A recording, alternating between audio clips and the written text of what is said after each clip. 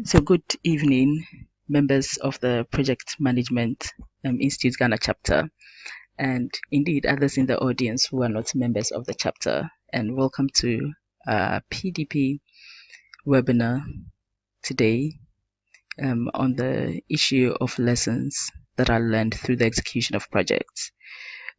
Basically, we're going to consider. My name is Sena, by the way. I'm a senior lecturer at Ashesi University. I'm a project manager and I am an entrepreneur. Um, so today's session is going to be on how we can capitalize on lessons that we learn during the execution of projects and how these lessons can feed back into the project based on the life cycle approach that is adopted, such that we already improve project outcomes even as we work through. So it's going to take the form of a story. It's not going to be the regular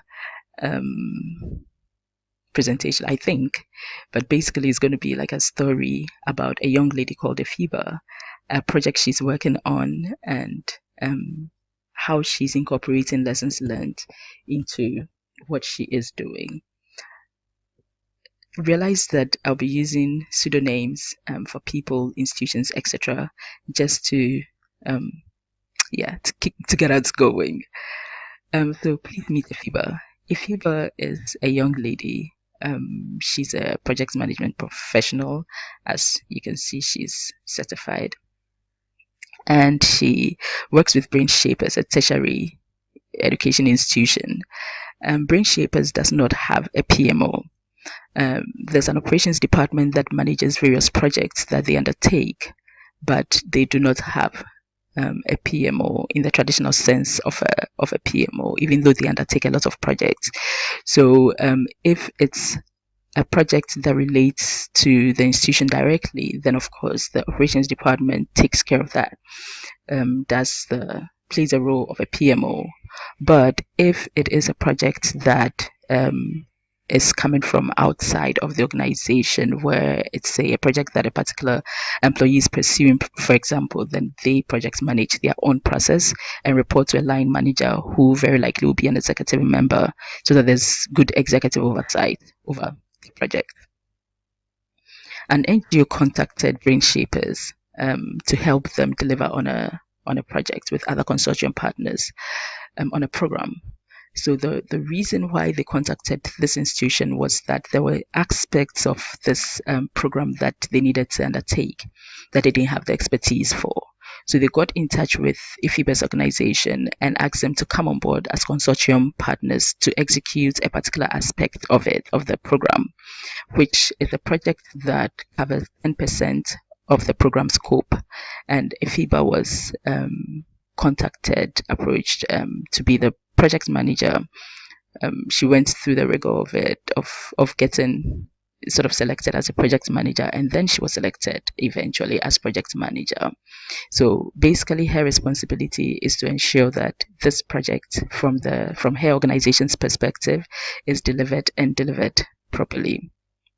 So together with the NGO, they embarked on this journey of delivering this very high impact program that would change a lot of that would improve the poverty conditions in some of the rural communities in the country, and help to get us closer to achieving the sustainable development goals.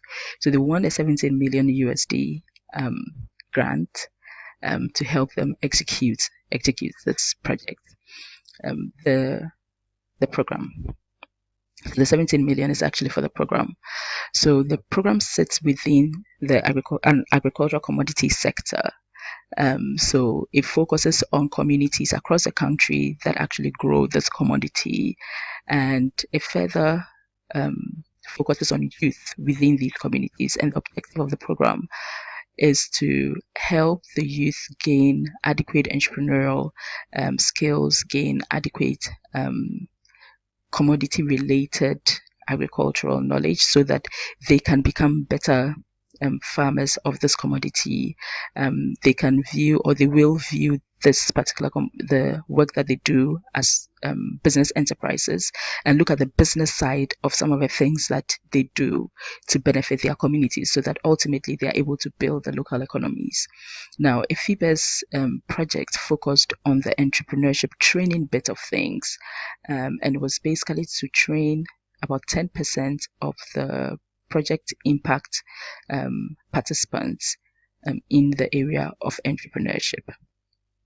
So the role of Brain Shapers, which is her organization, was basically to be educational partners. So go in the develop a curriculum, structure trainings and incubation sessions, so that the participants can actually go through these to achieve the objectives, and then manage its delivery. So basically responsible for everything that goes into delivering this aspect of the project, from managing its budget, managing its quality, all of that. Now, the project environment that she was existing in, like I mentioned earlier, is basically an organization without a PMO. So she reports to a line manager who happens to be the CEO of the organization, and is 4 hierarchical levels above her in the organization. But for the purpose of this project, the CEO has the executive oversight over her and her team. And her team is made up of the CEO, the project coordinator, who sort of is like the person on the ground who executes the various activities, while Ifiba acts as the project lead, a project officer who supports the coordinator, and together the three of them make sure that the project is running, because they are the implementation team. Now, because they embark on things like developing curriculum, conducting research, monitoring the progress of training, of incubation, etc., they establish ad hoc teams every now and again to serve these functions. So these teams are formed, they deliver, and then they are dissolved. So as and when it's needed, they come on board to help.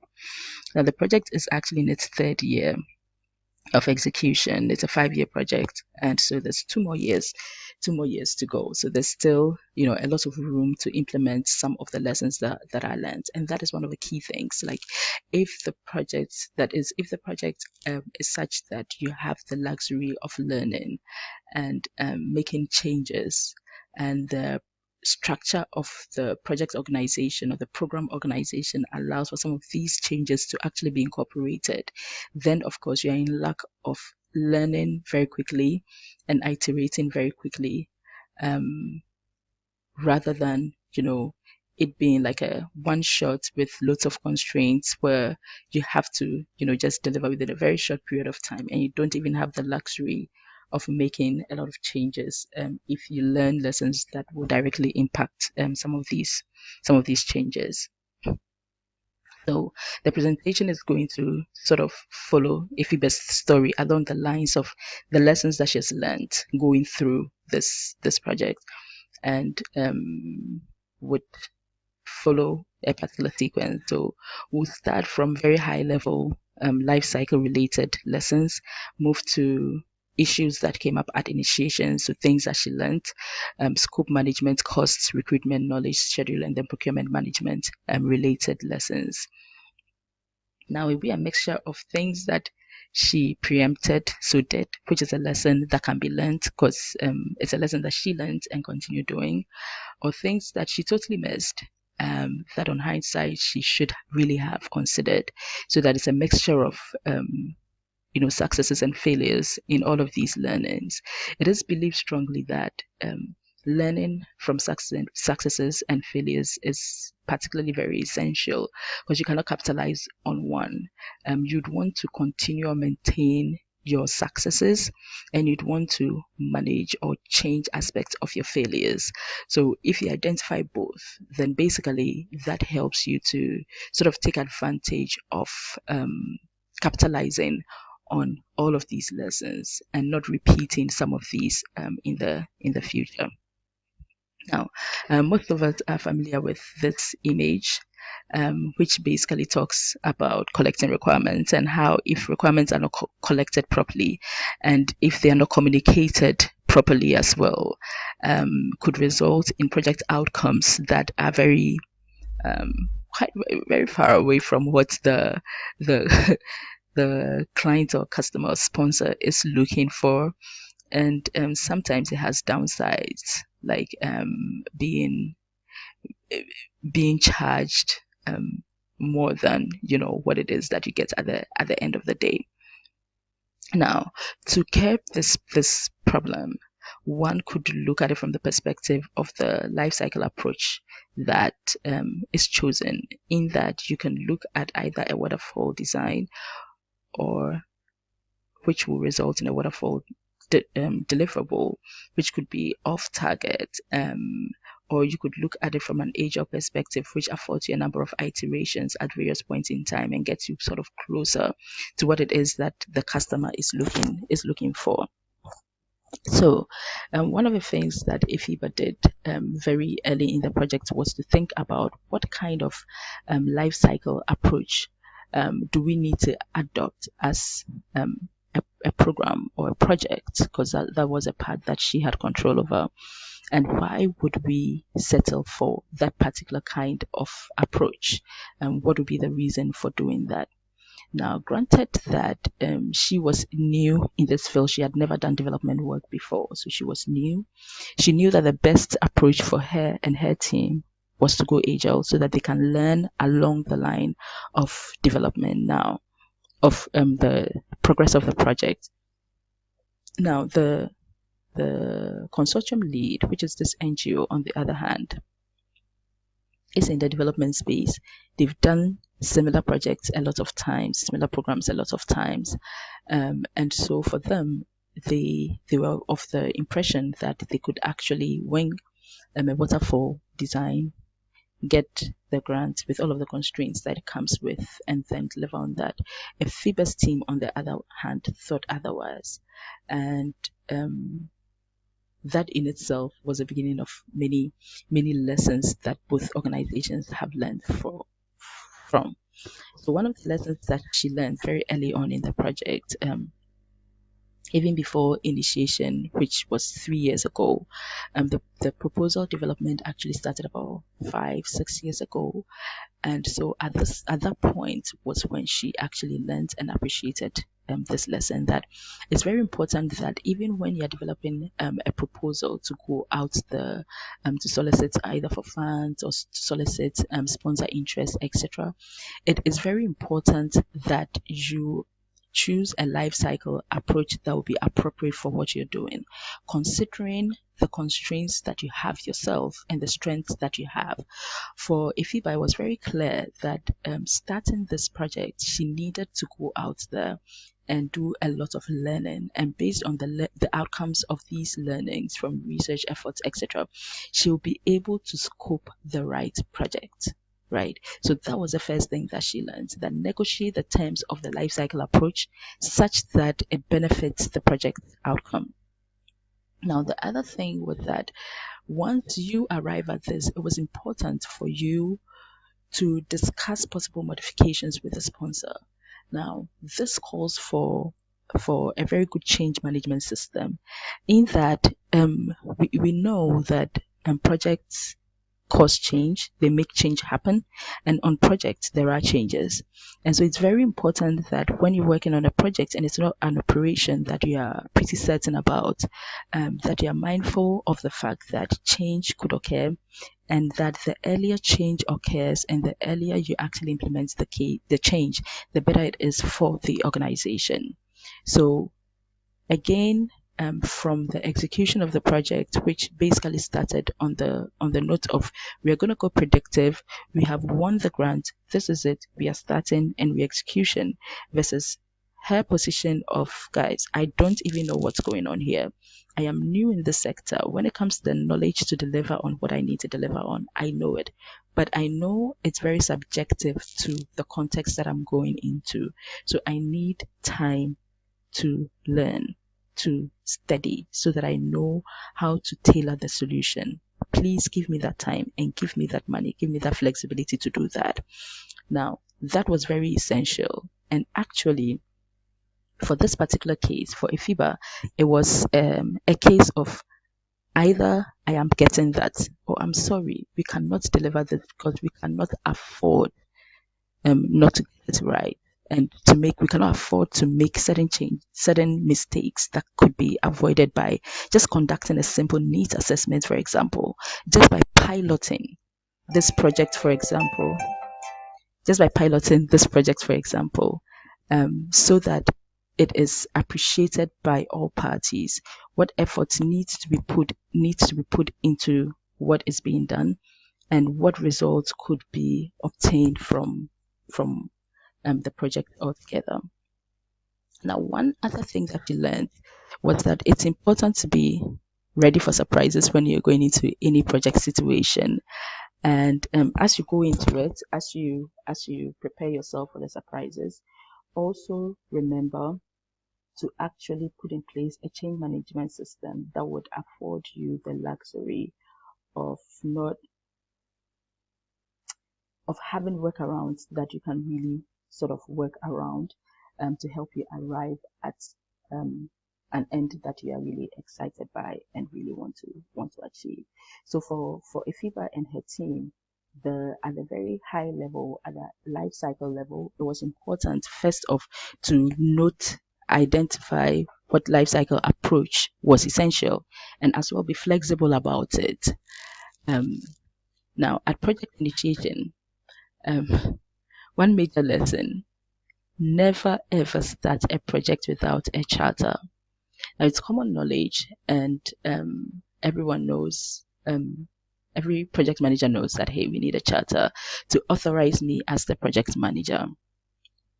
Now, there are certain essentials that a project charter comes with that is very key to what happens throughout the life of the project. Now, in this particular case, there wasn't a project charter called a project charter.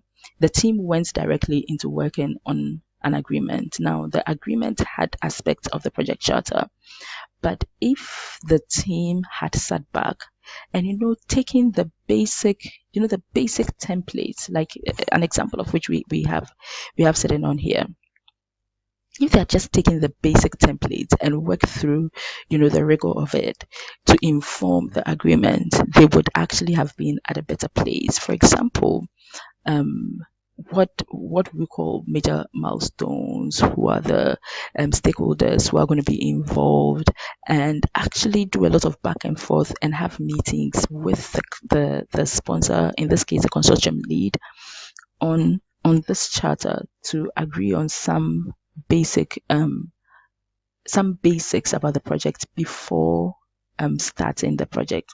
So what really happened in this case was, there was an agreement that was signed. IFIBA worked through the agreement with the team. They arrived at what they thought was a sound agreement.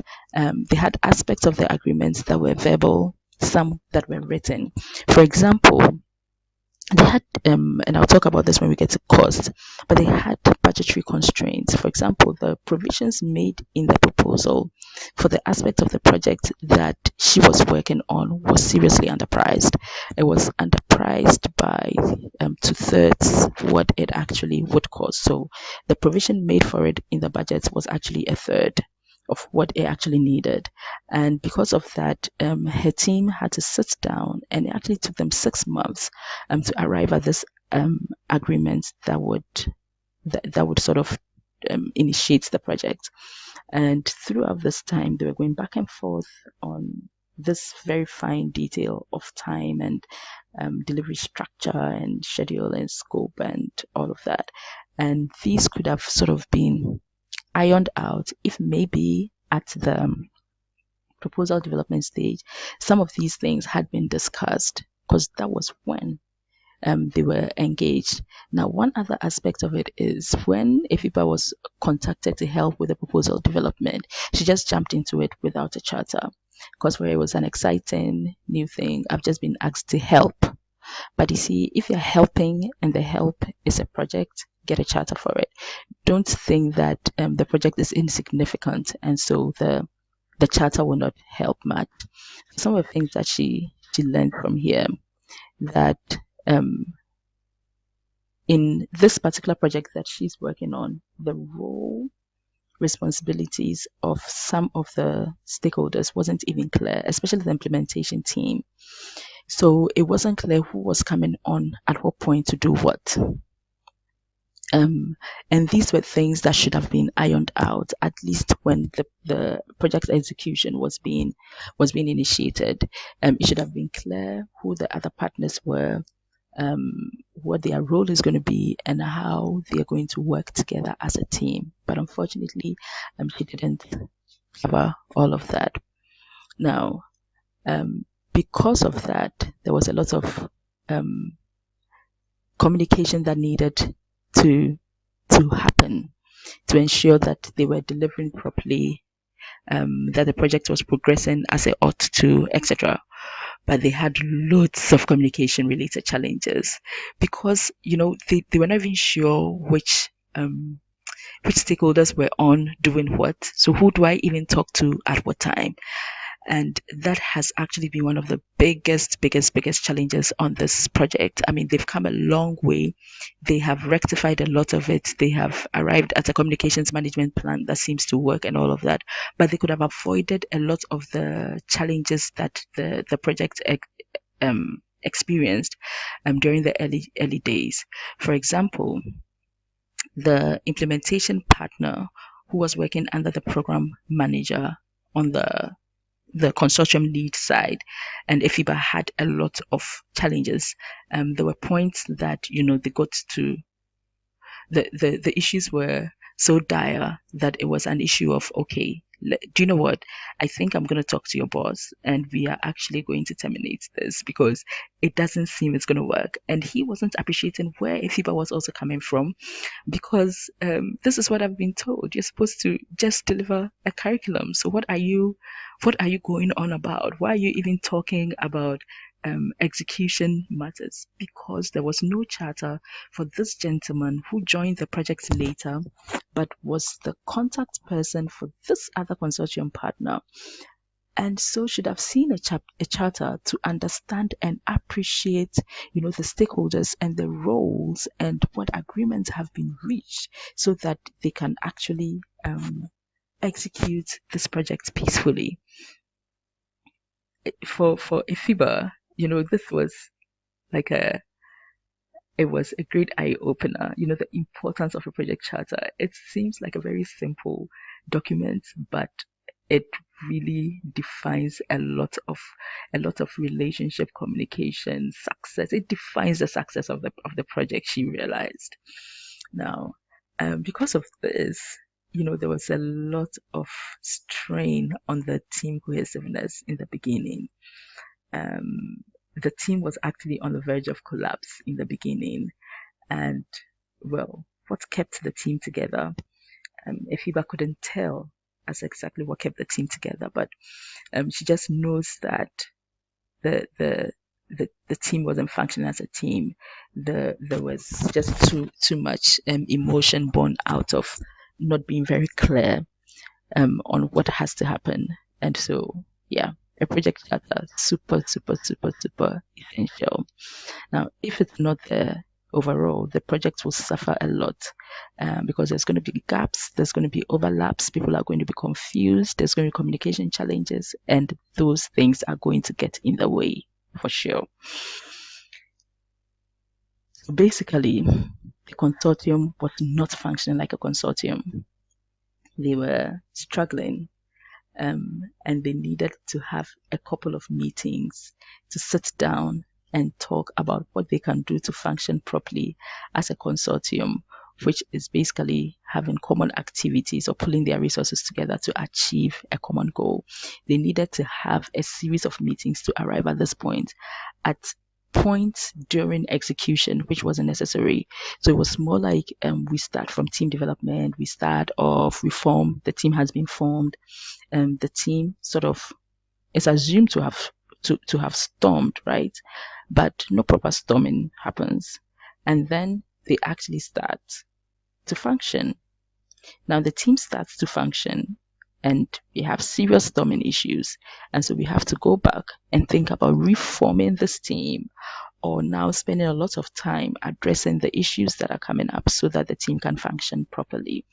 And so it's very essential to define all of these parameters early enough and properly so that the project can benefit from it. Now, some scope related issues. Now, during the delivery of the project, this challenge in communication about some scope changes that occurred was was was problematic, because the program manager, it seems, wasn't following a framework, or to from a FIBA's point of view, so from where she was sitting, which is outside the consortium leads organization. She wasn't privy to things going on within the consortium leads organization. And because of that, things around collecting the requirements from stakeholders to inform the proper scoping of the project, which would include, scoping the process itself, and then as well the product or the result that is expected at the end of the day. It was more like, these are the things that we need. From her perspective, it was more like, these are the things that we need to achieve. This is what we need to do. And she was saying no. Now, the import of this for her was that it was necessary for the entire consortium to actually conduct some either needs assessment altogether, or at least be privy to what requirements had been collected, from which sources, and then the scope can be defined by all of these partners, because they were part of it. Now, because of the top-down sort of structure or approach adopted, there was actually a 6-month delay at the start of the project to rescope. And unfortunately, this rescoping part happened in her purview. Others she didn't even have access to, so she wasn't sure. She wasn't sure about aspects of it, so she had to give up on the aspects of the program that she wasn't a part of, and focus on her project and make some very serious project related decisions that had budgetary implications, that had schedule related implications that would affect the results that the project was expected. But during this period, she felt that, what, I need to do these things to be able to get or deliver what I have been tasked to deliver to the best of my abilities and abilities of my team. So basically what we are going to do is we are going to go about it this way, and the rest of the project, do you know what, find a way of accepting us, and well, we're doing it. So there were aspects of the scope that didn't exist in the original schedule that she actually added, and basically rescoped, did a new budget, presented this to the consortium lead, and said, it's this or the highway. So she did a lot of bullying in the beginning. We call it bullying, but it was more like insisting on what had to be done. And if it can't be done, then I'm sorry. And I think as a project manager, it's important that you are able to arrive at that point, where you are able to tell your sponsor that, you know what, we need to deliver at this quality level. We need to deliver to meet these requirements. And if I do not have the flexibility of doing this, then I'm sorry, I can't project manage this. Forget all the specs that comes with it, but I can't project manage this. Now, one other thing that the consortium lead did was to stagger the onboarding of other consortium partners. So it started with those who were essential to start the project, to initiate the project, and to start some, activities on ground. And then as the project progressed, others joined in. Now, the downside of this was the fact that the whole team couldn't meet. And so at various points in time, when the other consortium partners were sort of being onboarded, it was a little bit of an uncomfortable situation, in the sense that the consortium lead actually um, did this onboarding without the other consortium partners who were already on board. So understanding what they were in there for, understanding the role that they will play, understanding how they will complement what is existing now was a little bit of a difficulty. Now, when the project was being kicked off, there was a kickoff meeting that included all of the consortium partners, right? So they were there. The various partners presented what their role was going to be and all of that.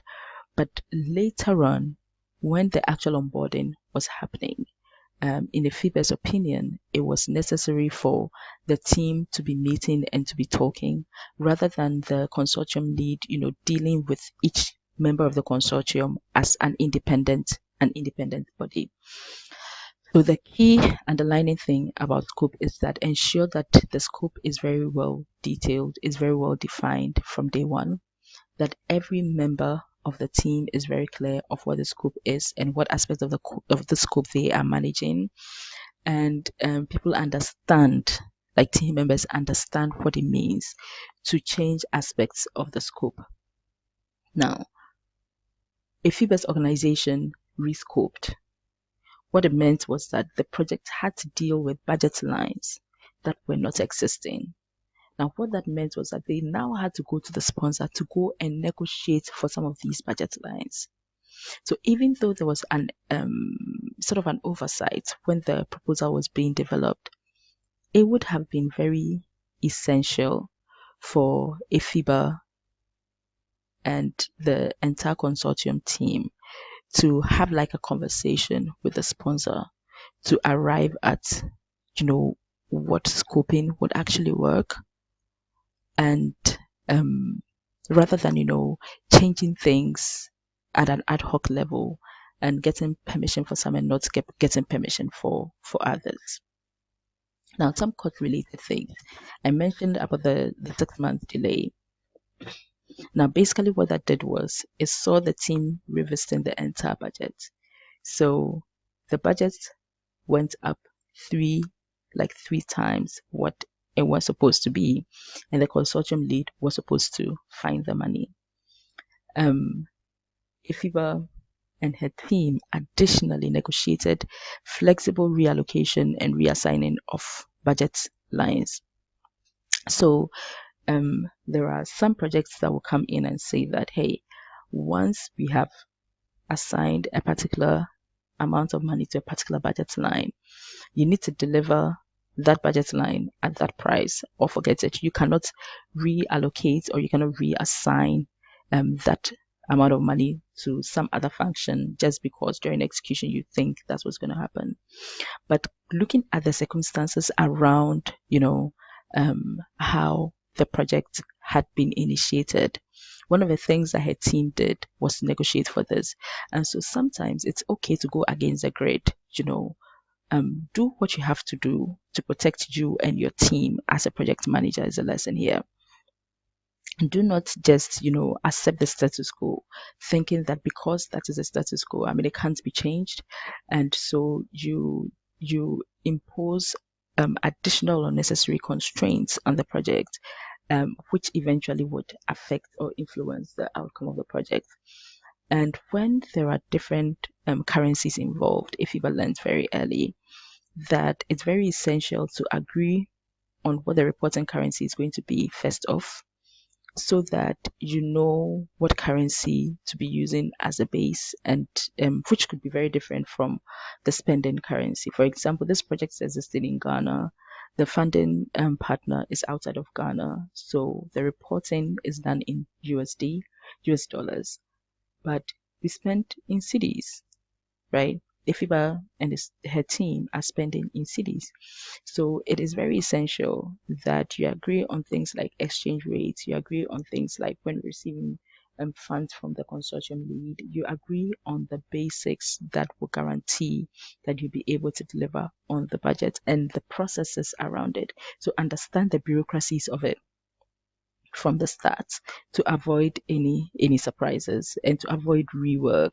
So imagine a case where everything is done in cedis because that's what we're spending in, and then later on you realize that oops, they wanted all of this in dollars, and because we have everything in cities. Now another project staff will need to sit down to, work on converting all of this. And once, the funds are coming in a different currency, when you're tracking in the currency of the source of the fund, it's easier, and at every point in time you know where it is that you are at, rather than mixing two currencies. It could get pretty tricky. And the exchange rate, very, very important. Now, when it comes to the recruitment of staff, it is very, very important that starting this process, you actually develop the right project organizational structure. So, what structure will help me deliver on this, and how effective and efficient will it be? Now, when Efiba and her team started this project, one of the things that they did was to structure a core team and then an ad hoc, team to support the core team. They had certain roles within the core team that, like 3 months down the line, after, for example, when they conducted the needs assessments, they realized that, well, we don't need these anymore. It's not relevant to what we are doing anymore. It's very important that you define the structure and then periodically conduct role audits or job analysis to know when you need to restructure. Now, this is very important if you realized, because once the needs assessment and then early heavy lifting stuff was done, and they needed to move to the next heavy milestone, which was basically to develop the curriculum and test it, pilot it, it was realized that they needed a different set of people. And then once that was done and it got to, monitoring, it was realized that they needed a different set of people, right? But they had already factored this into the structuring of the project organization. So one lesson here is that always structure, think, look at the activities, go through the rigor of arriving at, your resource requirements, and based on what needs to be done and how they need to be done, and give yourself the opportunity to look at these roles again and their responsibilities, because there are times that you might need to consolidate, and there are times that you might need to split. Now, for example, for the project implementation team, originally it was going to be the project lead, which is a FIBA, and a project coordinator. Now, as the project progressed, it was realized that it had so many moving parts, and it was almost very difficult for one particular person to manage that. So what the team decided to do then was to introduce another role, which is the project officer, to directly be responsible for aspects of what they do. So they looked for a person who could do that. For example, there was a heavy research part of all of this, and the project coordinator couldn't do all the project administrative stuff as well as work on heavy research stuff. So one of the primary responsibilities of the project officer is to do heavy research stuff and then support with project administrative stuff, right? And so by doing that and reconstituting the team, restructuring the team, you are able to address the needs of the project. Now, one thing you should avoid doing is conducting this job analysis under duress. Schedule it, that perhaps every quarter we are going to look at what's going on, or every half year we are going to look at what's going on, or at the end of the year we are going to look at what's going on. Now, it is advised, or FIBA learned, that it is better to do this, say, every quarter at a very high level, and perhaps do a detailed one at the end of the year. Now, the reason why it's essential to do this at every quarter is that there could be, especially if it's a fast-paced project that has many moving parts, there could be role requirements or responsibilities that come up that cannot wait till the end of the year. Now, if you are going to introduce them, you want to ensure that it fits. You don't want to be surprised. So we are executing this week, we need to undertake a particular activity and realize that, oh dear, we need a particular role to be filled, or we need someone to undertake a particular responsibility, and we don't have the person. Now, if you schedule this and you plan it out well, what it means is that it affords you a lot of time to go through recruiting, finding the right person to fit. Right? That is very, very essential. And it is super, super, super essential as well to put in place structures that helps to recruit the right people. Now, so many times you'd hear people say about organizations, either project organizations or operational organizations, that people first. In Good to Great, Collins would say the same thing. That is people, people, people. It's better to even recruit the right person, you know, and later on recruit the right person who fits the role, and then later on look at what extras need to be done than get the wrong person on the role. And by right person, I am looking at someone who fits culturally, attitudinally, and has like a desire and a passion to learn. Epheba's conviction really, and my conviction as well, is that if you have someone who is great, attitudinally, they're great, they fit the culture of the organization, they are willing to learn, they can pick up the technical things very, very fast, right? So rather than focusing on a technical person and later on try to remold this technical person to fit the role, please go from where you have someone who is a good fit, and then you figure out the technical bits as you go along. Now, do not rush to recruit. Ifiba has learned this a very hard way. She is currently on her fourth project coordinator in 3 years. Now, the first project coordinator did the full year run and had a family situation that required that she leaves the country. So not much could have been done in a situation like that. Now, when she needed to do the replacement, she sort of delegated a lot of the activities because she was busy. The timing of the replacement wasn't the very best for her primary schedule. So she delegated a lot of the activities. She got someone who was great, but very soon realized that the person was a bit overwhelmed by the various moving parts. Now, because she had, budgeted for the role of support to the project lead, now she was faced with a dilemma. Reduce the person's salary so that you can recruit somebody else to help them, or build them so that they can execute the role because somebody else was doing it, right? Now, unfortunately, she couldn't reduce the salary. The building up was not possible because of the requirements of the role now. So basically, she had made the wrong requirement, and she had done that because the other person was leaving. The notice was short, and then so very quickly get to the bottom of it. Now, when it was moving to the third one, when she needed to let the second one go because of this dilemma that she found herself in, she moved on to a third coordinator and she made the mistake again. So she didn't learn properly from the first recruitment effort, in that there were some things that she had learned and had noted, but there were other things that she had glossed over. And because, for example, she still did this recruitment, the third recruitment, in a rush. For example, she still delegated a lot of the responsibilities to somebody else because she was busy. And these were two things that actually resulted in the initial challenge that she had. And so she should have avoided them. She did the same thing again.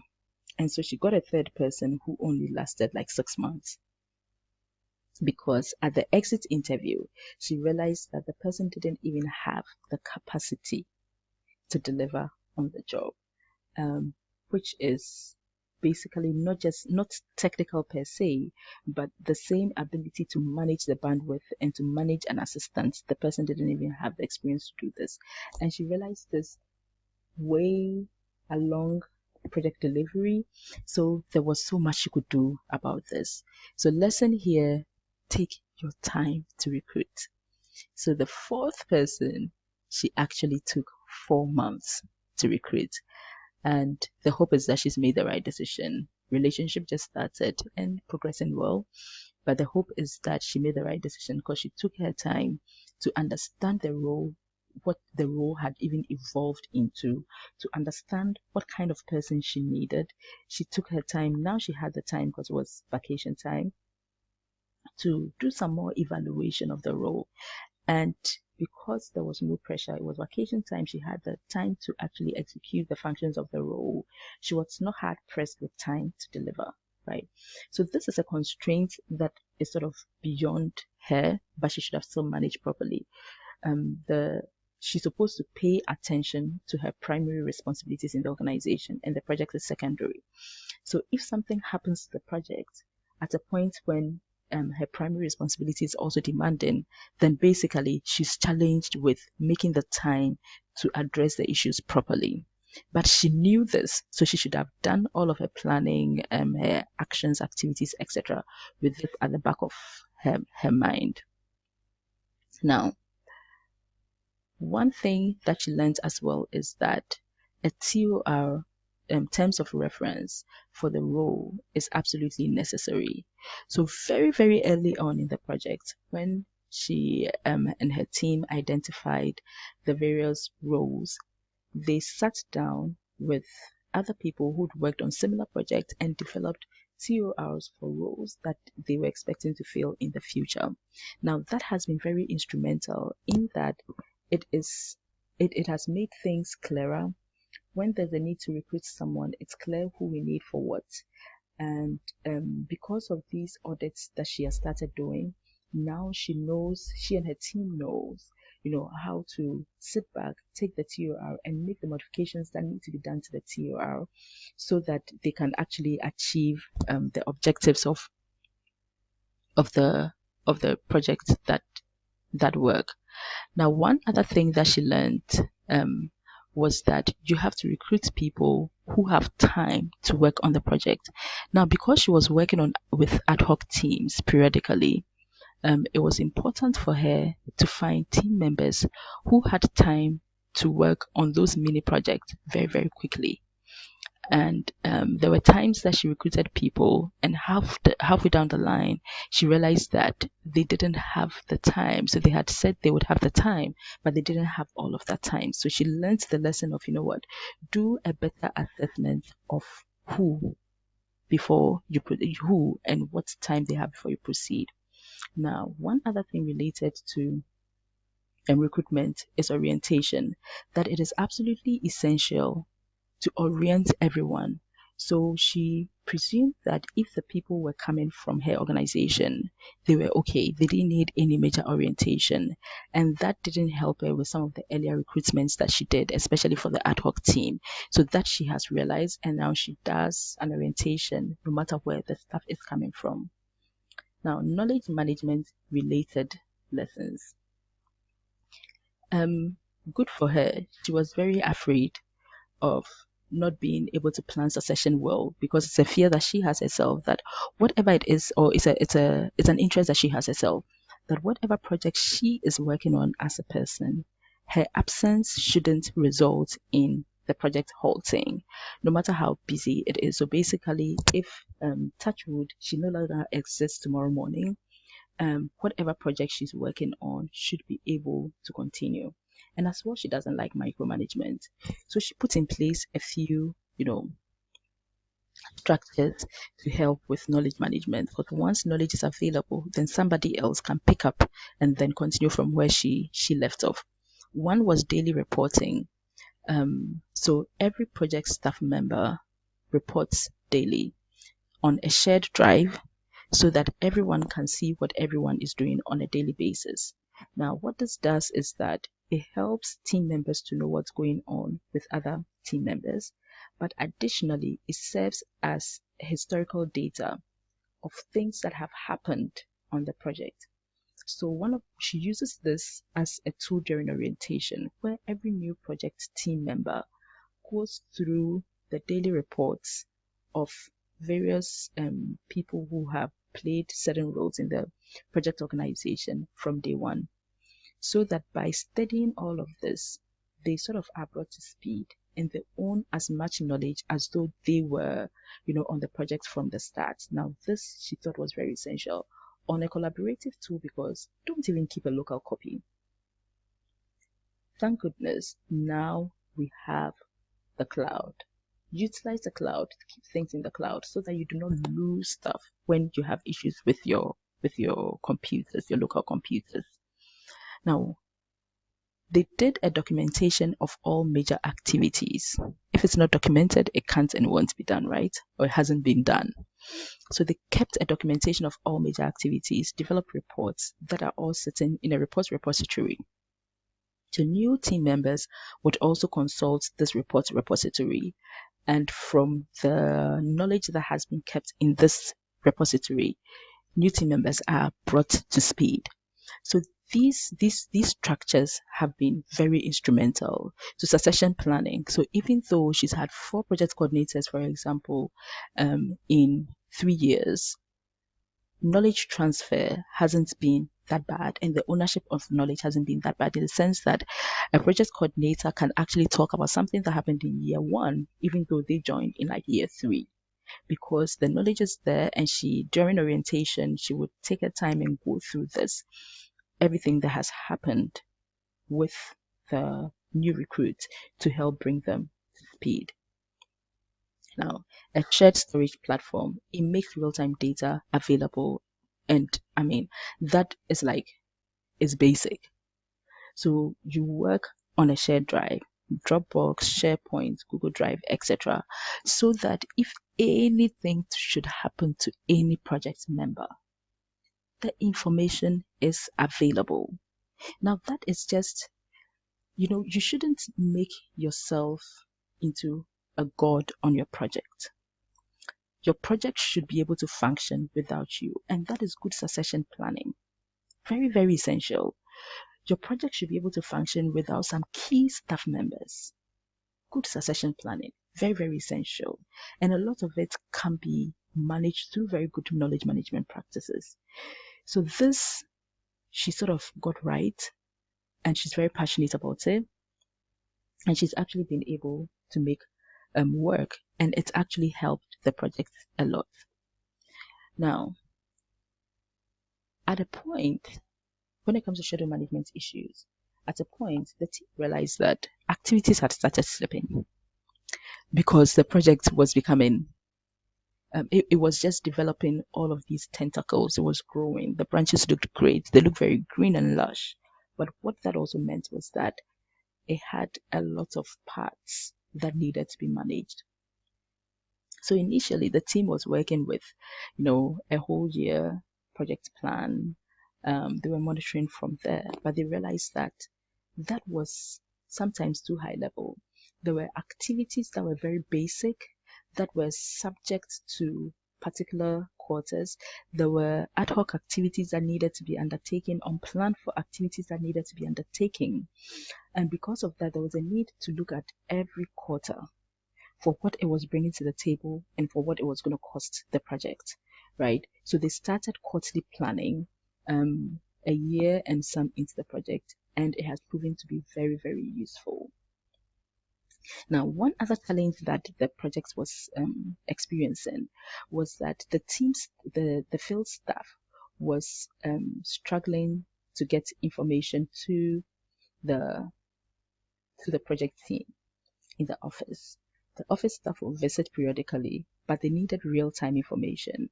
So what they did was to establish what they call a schedule to complete. So each team staff in each community has their own page where they key in their schedule to complete what they are working on, their own project, and they update this periodically. Now, what this does is that it helps keep everyone informed. And again, this is shared on a shared drive. So anyone who has access to it can actually see it, right? And that helps with information dissemination to various stakeholders. And it helps with the execution of the project. Now, the team also established weekly full team meetings to help with some communication related challenges that they had. So, in all of this, they were able to manage, some of the issues that they were having with their schedule and some activities slipping through the cracks. So, this is an example of the quarterly tracking sheets. As you can see, quarter by quarter, it is posted here. The activities are listed, the sub activities are listed, the sub activities are scheduled and they are tracked. So the yellow sort of shows what activities have been completed, and the green shows what activities are yet to be completed.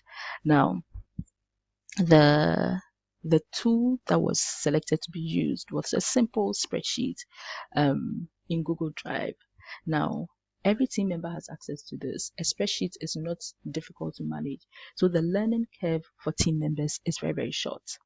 So there are times that, there'll be very essential, well-tested tools, etc., that you know very well that if you use on the project, some team members will suffer or they'll struggle because they do not know how to maneuver these tools. What Efiba and her team learned very quickly was that, look, let's use a tool that is very basic, that is very accessible, and we just share with the whole team and we know what's going on. They detailed a few other categories like the action category, whether it was training, incubation, it was administrative, etc. Who was responsible, who was accountable, who to consult, who to inform, the resources that are needed, and then the status at every point in time. So that if this evening I want to know what is happening and I go into the sheet, quickly I know where things are going. And this comes in very handy at meetings, etc. And this is how the schedule to complete looks like. So there's different calls, and the calls represent different communities that the project is being executed in currently. And each of the calls have, the model code, because there are codes. So this is just coding. The session details, the week begin, week end, additional activities, and then actions by Ashesi. This is me giving myself away. Actions by Efiba's organization, basically, and what needs to be done within that period. So this also a shared drive, very simple and very informative. Now the last thing is procurement related challenges. Just one point. If it's different organizations that are coming together and they have different procurement structures, please study both structures. Know that you know and understand both structures. Empathize with the other organization and work through it. When Efiba and her team realized this, life became more comfortable for them. So please, this is the key around procurement. The details will be there, but basically what the team believes in is that understand and empathize and know how to maneuver so that at the end of it, you're able to work together. And the two systems, especially if they are very different, like what they are experiencing right now. One is pretty flat and flexible, whereas the other is hierarchical and has its own challenges.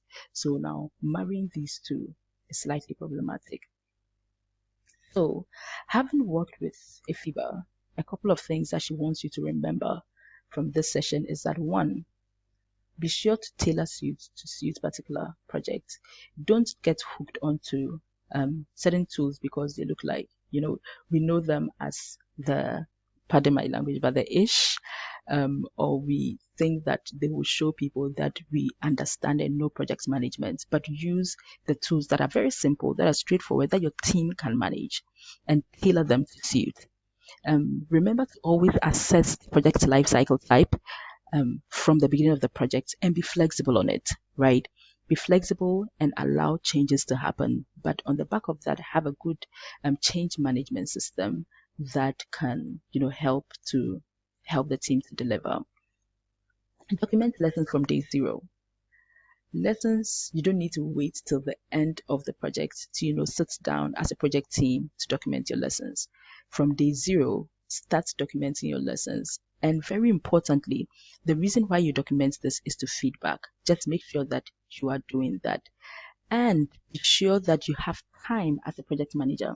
Now, that's basically that you're able to structure this within the function of your functions within the organization, or that you structure it into the project organization such that, for example, you have an assistant project manager so that you can very effectively and efficiently manage, even though you'd have constraints around things like time.